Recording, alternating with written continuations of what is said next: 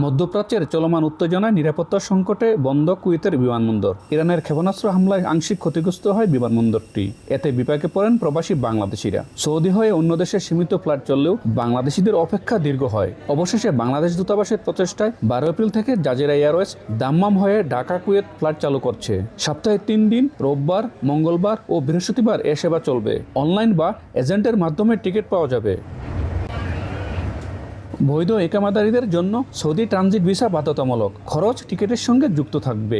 যাত্রীদের মুশরেফ trade fair গ্রাউন্ডে 8 নম্বর হল থেকে চেক ইন করে বাসের দাম্মাম গিয়ে সেখান থেকে ঢাকায় উঠতে হবে। এতে স্বস্তি প্রবাসীদের। এখানে যারা প্রবাসীরা আছে, বিশেষ করে যেসব কোম্পানিতে আছে, তারা অনেক কম বেতনের লোক, তাদের এত টাকা বের করে আসার তাদের জন্য খুবই একটা সমস্যা। কাজে আমরা আশা করব এম্বাসি এবং বাংলাদেশ গভর্নমেন্ট চেষ্টা করে দ্রুত বেগে ভাড়াটা কম করে নেয়, যাতে করে আমরা সাশ্রয়ে দ্রুত আসতে পারি এবং যাইতে পারি। ভিজিট ভিসাধারীদের ট্রানজিট নিয়ম আগে যাচাইয়ের পরামর্শ দেওয়া হচ্ছে। রাষ্ট্রদূত মেজর জেনারেল সৈয়দ তারেক হোসেন বলেন, এতে পরিবারে ফেরার সুযোগ বাড়বে। দূতাবাসও সহায়তা দিচ্ছে এবং আরও ফ্লাইট নিয়ে আলোচনা চলছে।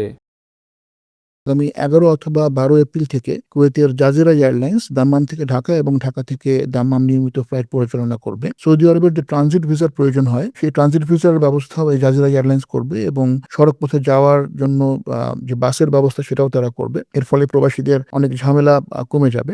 বিশ্লেষকদের মতে, রুট চালু হলে যাত্রী ও কার্গো পরিবহন বাড়বে, বাজার সরবরাহ স্বাভাবিক থাকবে। মঈন সুমন, সময় সংবাদ, কুয়েত।